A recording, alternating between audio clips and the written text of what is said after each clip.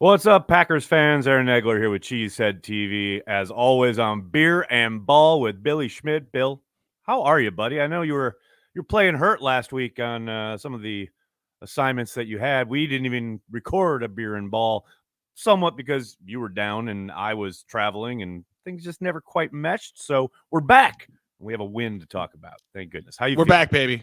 We are back and luckily feeling a lot better. Man, that stomach bug can bite you and bite you quick and in an ugly, ugly fashion. But luckily, it's subsided and symptoms didn't return on Christmas Day from the noon to 3 window. That's a win. That is a win right there. Like we kind of thought they might.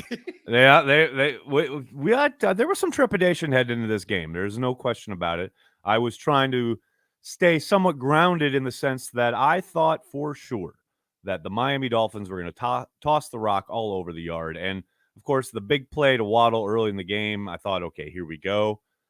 Man, the biggest takeaway from this game, and I understand Tua was diagnosed with a concussion afterwards, and that's going to color kind of everything that transpired in the second half. Yeah. But as I've been saying all week, man, the Packers made the plays that were there to be made, and that has not always been the case this year. So my takeaway is they closed the door when they had to. And, this is on a day where the offense did just enough, but the defense kept handing them opportunities, and that's encouraging, to say the least. Well, in Nags, the more and more I keep looking at it and hearing people react to it, it's the part of the game that you anticipated seeing earlier in the year where the defense was going to keep you in a game while the offense kind of spiraled and sputtered a little bit. And they play the whole second half without Christian Watson, who obviously from the first half was the entire game plan because six catches for him and 7 combined touches for A.J. Dillon and Aaron Jones in the first half. It was clear that 9 was the focal point. And you get the shot that Fox shows of him saying to somebody, no, I'm not playing. Like, okay, well, this is going to get dicey. Oh, here we go. But yeah, to be able to take the ball away like Jaron Reed did going into half, set you up with the 3 points. That was the biggest one. Like you mentioned, the 2 picks at the end are going to get clouded because people are going to say, well, he was concussed in the second quarter. No, probably not. We've got whatever it ends up being, and God bless him. Hope everything works out for him and his family. But I mean, you're at this spot where you got to create your own luck. They haven't been able to do that all year long. At all. Right. And they get 4 bounces, Nags, in 32 minutes. That was the part to me where I'm a big believer in how the ball is bouncing is going to there's an avalanche feel to it. As long as you do your part, they started to do their part towards the end of the game, bringing a little bit of more heat, getting Tua off his spot, rattling him a little bit. It sounds like Jerry Gray rattled some cages there at halftime, and that was just about all you needed.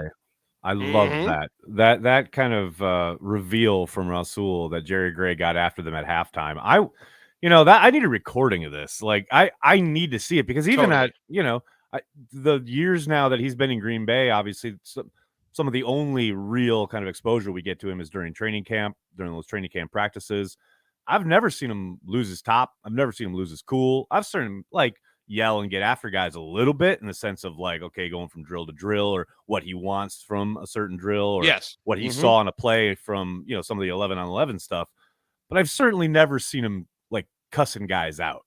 And you do see that from time to time in those situations and those types of practices. I've never seen him do that. So to kind of get that mental image, I'm like, and I love Rasul describing it like they're all kind of looking at each other like, oh, this is Jeremy's business. Like we're in trouble now. Out. I love that. I absolutely love it. But you talk about Jaron and you got to Reed. be a certain dude to be able to do that in a game and get heard from. Yeah. And Jerry Gray's one of the only dudes that's going to be able to do it too. Yeah, and get a response, right? I think it's 100%. Real easy in this day and age with a professional athlete, if you're a coach, to get up there and rant and rave and cuss guys out for them to say, yeah, that's adorable. Because we're professionals and what are you going to tell me that that kind of attitude that the level of disrespect is a little bit different too. A little bit, 100%. A little bit. But I tell you, like you say, OG, as they call him, Jerry starts getting after it. Guys pay attention. And I think he picked the exact right moment to do it too. I think 1,000%. He knew I got one shot where this is going to be as effective as possible. And halftime in Miami was the moment. There was one time when I was a ball kid for the Bucks where John Hammond came in and just lit everybody up at halftime. We have this little circular tub with 6 Gatorades and 6 waters, and he throws it against the backboard of the Oh yeah. dry erase board in the locker room and yells, and everyone's looking around like, dude, we're making 900 times what this guy is making. We're all going to be okay. Let's just go out there and play the second half and be fine with it. I Little mean, different when it's that's Jerry what I Gray mean. coming on in and That's you're in what a I mean. must-win situation, 100%. Yes, and it pumps it up a little bit. But I'm glad you highlighted Jerron Reed because I thought he had his best game as a Packer. Not 1000%. just because of that amazing play, which did, as you say, swing the entire thing.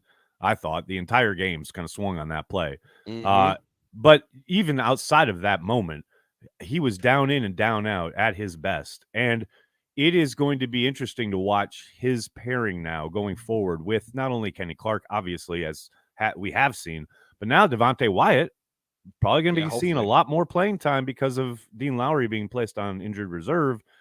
I am fascinated to see how that rotation kind of pans out along with TJ Slayton. You know, the Vikings are going to want to run the ball on Sunday. They're going to want to get Dalvin Cook loose. And the Packers, especially early in that game, certainly were having their issues trying to stop the run. And, you know, you're petrified about Justin Jefferson. You got Thielen still can hurt you. And they're still going to be playing probably the predominantly kind of shell covers that they like. They're cover 3, cover 2, etc. That's going to give Dalvin Cook some opportunities. This is going to be a big moment for Reed to kind of build on what he did in this game. Because like I said, especially as the game went on, especially in the second half, I thought he really came to life in a way we haven't seen yet this season. No, I couldn't agree with you more. And he was their most dominant player at that spot. And that's saying something, right? Because of what 97 is doing. Yep. TJ Slayton got a bunch of work, and I thought he played well enough to get more work going forward. Agreed. But Wyatt is the one that, at least when he's had his opportunities, has taken advantage of them. So now you kind of got to dust that thing off and see if you can get a little bit of magic into it, at least into some pass rush positions, right? Because that first 2 steps is lethal. I mean, the ability to be able to duck underneath. I know he's going up against 82. That's a tight end, a backup tight end at that. But that you don't see 295, 300-pound dudes moving the way he does. Like, just a couple more snaps a game, and I think you're going to see an improvement there. But to go off the point of what they're going to try to do on Sunday, they're going to have to try to get Dalvin Cook going. They're going to want to, because, again, I know there's a lot of love out there for number 8 right now, and a lot of people in a lot of prominent positions are beating some drums. And look at the numbers; they're pretty more yardage than they're good. Than what you Rodgers can't has. They're you good. Can't deny it. You can't deny it. They're good. The numbers they're are not good. MVP numbers. He's playing well. I don't think. I know in well. Packerland we're like anthema to give any kind of praise. Sure, that way across the border, but especially to that quarterback. But hey, Kirk's playing well. He's playing well, point blank. You can't deny it. No, but the weird thing is, Nags, I would go back and watch what he did last year, and I thought he was at times playing even better at points last year. So like there's just weird, there's a weird feeling about it, but everybody's in on the train right now. They're winning games. You should be. The way that they're going to win in a cold weather game, and it will be, quote unquote cold, 30-something degrees. Yeah, it's like hanging around 30, right? That's not real. They're going to want to give Dalvin Cook the freaking football, because as much as Justin Jefferson burned you all through week 1, and you're still chasing 18 now. Remember when 33 scored 4 touchdowns in I most the certainly pandemic do. year? That and the was 50-yard screen pass that was essentially a backbreaker. There have been some like really disgusting, like hurt my soul victories by the Minnesota Vikings in Lambeau Field. Oh yeah, that pandemic year game where basically the Packers got 2 possessions in the first half and then couldn't do anything in the second half, and they just ran all over the Packers defense all day long and took the ball out of Kirk Cousins' hands. That is one of the worst. That is one of the worst. That one, that was such a weird game. The wind was so crazy, but yeah, that's one of the weirdest, like most hurtful Vikings victories in my lifetime. I hated that. I couldn't agree with you more. Because they couldn't do anything to stop Dalvin Cook. It's right up there, Nags, with me sitting as my first playoff game with my dad, freezing my tail off, watching Randy Moss fake moon the crowd in 2003, knowing they're just spitting in your mouth. So, like, this is this is a weird situation where the Vikings obviously have still extremely a lot to play for. And I Right. think they have at least something to try to prove to themselves. Again, they haven't run the ball exceptionally well for a full 4 quarters in a while. So Nope. I think that's Nope. also going to be something they try to do as a little point of emphasis. So you're going to have to prove that you can slow down Dalvin Cook if you want to win this football game. Not as you're going to have to be able to get off the field on third down. I think that's where Justin Jefferson hurts you, but it's Yep. going to start with Dalvin Cook, in my opinion. I mean, flipping it around, the Packers got to show that they can run the ball. You know, they do every once in a while break off some nice run, right? But they never stick to it in a material sense. They never make it kind of their identity. And I understand that's not going to happen when Aaron Rodgers is your quarterback. I get why they're a pass first team, pass led team, etc. But to your point, if you want to do, if you want to get there, but even if you do miraculously win these next 2 games and everything falls into place outside of the building and the Packers are in the playoffs, you're going to be on the road. What travels in the playoffs? A running game and a defense. And I don't know about this defense. I mean, who knows who they're going to be playing and what the approach will be. But I tell you what, a running game is universal. A running game makes everything work. And if the Packers can get it going heading into the postseason, let alone this game, you know, that's a way of working that can help them going forward. And I understand that Aaron Jones is dealing with whatever he's dealing with that ankle, and they still have A.J. Dillon. Patrick Taylor came to life in this game. Number of really nice snaps for that kid. I'm just saying, man, this is a team. You're talking about, Kirk Cousins' dome team got to come out in the cold, blah, blah, blah. Aaron Rodgers hasn't looked too good in the cold last couple of real cold games that he's had to play. You know what would help him a lot? A really effective running game. And do you agree with me on this? Like the Packers do have to muddy games up to then be able to let the take advantage throw by Rodgers go, right? Like their best path to victory, while whatever their DVOA and all those numbers want to be over the last number 10 and weighted DVOA for the week. Number 10 in the league. That's right. That's a pretty 100%. damn nice jump for the old green and gold there.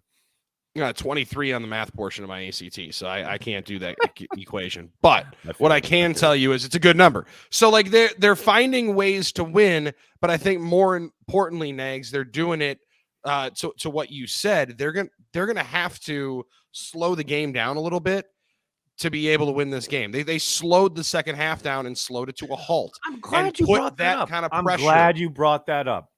Why is it? Like, it seems so obvious sitting on the outside looking in, right? And you look at the game flow and how they're operating, like their MO on offense at the start of the game. To your point, when they're trying to really kind of feature Christian Watson and they're trying to get the passing game going, blah, blah, blah. And Aaron's patting the ball. I mean, the second play from scrimmage is all you need to look at in the first half, where you have the opening kickoff inside the 10-yard line. You have never been more set up for success. You run it once. The next play, Aaron takes one of the worst sacks he's taken all year, and then Dobbs drops it on third down. And then you're kicking a field goal. Like, that is like a microcosm of this team on offense. But then you fast forward to the second half, and all of a sudden they're in a position where, okay, if we just operate the offense, we'll probably move the ball and score. And lo and behold, Aaron starts taking what's given. They run the ball a little bit more. Aaron's throwing in rhythm, and they move the ball and they score. And I don't know if it was because Christian Watson went out, and maybe that like forced them into that kind of way of operating. But it's so like you can see it, you can feel it, that when Aaron starts playing in rhythm and just operates the offense, they're really effective. I just don't know when you get a new toy going on. I think there's some when of you that. get a new toy, you want to play with it. It's Christmas morning, Aaron. Come on now. And that's not just some Rodgers. of it. I think that's Matt as well. It's like, amen. We've got this there really is somebody calling the plays in. Hey, I got to admit, I've fallen prey to that online with Madden. I'm throwing it to Watson like every other play, but I'm playing online in Madden. Like that's different. I love that Joe Davis called it out at one point during the broadcast. He's like, this is like Madden. Everyone's going for it on fourth, throwing deep on fourth down, saying, screw it. Let's have some fun. That's how we roll now. There's a ton to it. And I think a lot of it comes to the way that they've played from ahead in a majority of their last number of years, right? Like under LaFleur, they've been exceptional when playing from ahead. And once they got the read strip, whatever, get the score, They felt like they were going to be able to double up, which was the whole premise. Again, Which they have did. to be able to double up. They were able to double up. Did. And I think Well once done, they boys. got that in their mind, Nags, Right. they said, Right. oh, we can play our style now. We can do what we want to do. Totally and then agree. they allowed themselves to get into that flow of the game. But they've been real tweaky is kind of the wrong way to put it. But right, like you're just a little antsy. But I get what you're saying. Yeah, and especially through the 5-game losing streak, they were really antsy and worried that the game was getting away from them when it's a 1-score game. Settle down, calm down, play your game, and you're going to be able to take advantage of it.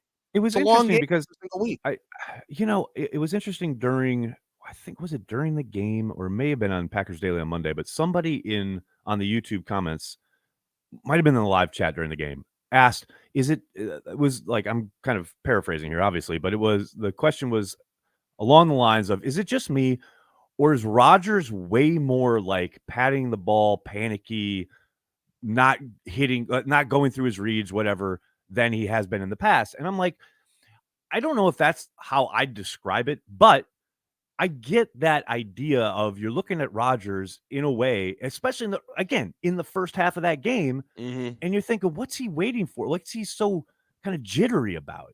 And then you get to the second half, and he's rising and firing. He's playing in rhythm. And I don't know, like, I'm not going to sit here and say, oh, Aaron's not going through the reads. He's, with 18-year veteran, 4-time MVP. He knows what he's doing when it comes to reading the defense and making his progressions and blah, blah, blah. I would never presume to say, like, oh, he's not going through his reads. But I certainly see a lot more happy feet and a lot more patting in the football and a lot more indecision early in these games than we have in years past. And I don't know if that's still dealing with not having Devontae there. I don't know if it's not trusting what he sees because things have gotten so tight because they got to make the most of every one of these games or else their season's over. I don't know what it is, but it is apparent. And I'm fascinated by the dichotomy of when he lets it rip, when he hits the top of his drop, trusts what he sees and just makes his progression reads and just lets it rip. They look phenomenal. They look like unstoppable. It kind of goes back to that first kind of 3 series against Tampa back in week 3. That's about the most efficient they've been all year. But then the Aaron Jones fumble happens, and then everything kind of falls apart. You start seeing him second guess himself, and we're where we are now. So it's so interesting to me just because of the fact that I can see it.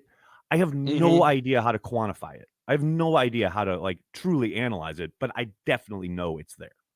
Well, and there's part of me that also believes that there's the second guessing maybe of himself, but I also think there's some stability that comes from the play calls of just being confident in the rhythm that's going to come, right? Being able to somewhat the joke of finishing each other's sentences, right? Like kind of knowing what's going to be called by LaFleur. And when they're leading, it feels like they are on the same page of exactly what's going to be coming up next. They're kind of reading each other's minds 2 or 3 plays down the line, a little bit of a chess game. But I mean, when you're playing chess and then you get backed up, you get put in check one time, you're sitting there like, okay.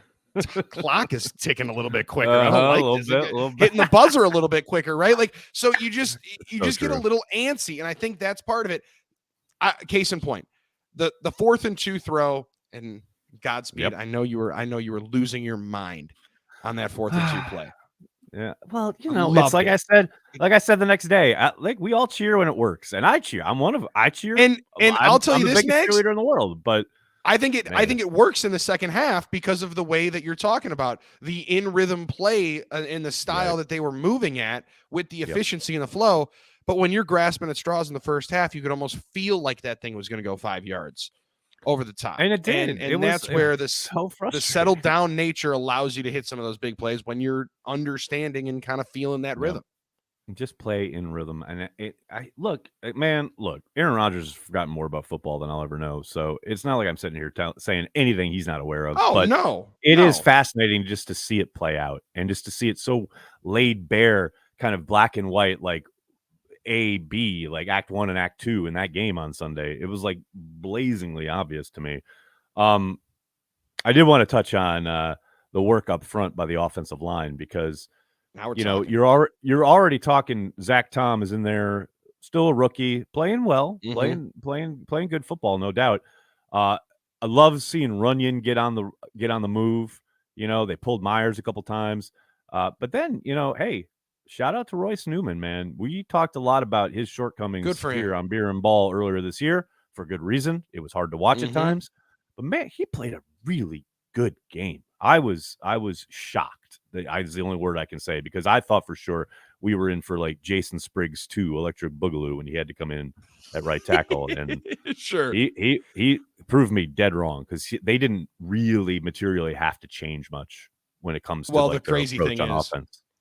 he first comes in, and I think they put Wilkins on him like 2 of the first 3 snaps. Right, And I said, right. wow, that's going to be a tough Here we matchup. go. Right? That's going to be a Exactly. tough matchup. Here And we they go. kept moving 94 around. I don't know Right. exactly if I would have done the same thing, but Mhm. to the point, dude, he had whatever, a false start, maybe a Yeah. hold. It's going to And he happen. gave Guy up hasn't and he played gave like, up a pressure. he hasn't played in what, 9 weeks?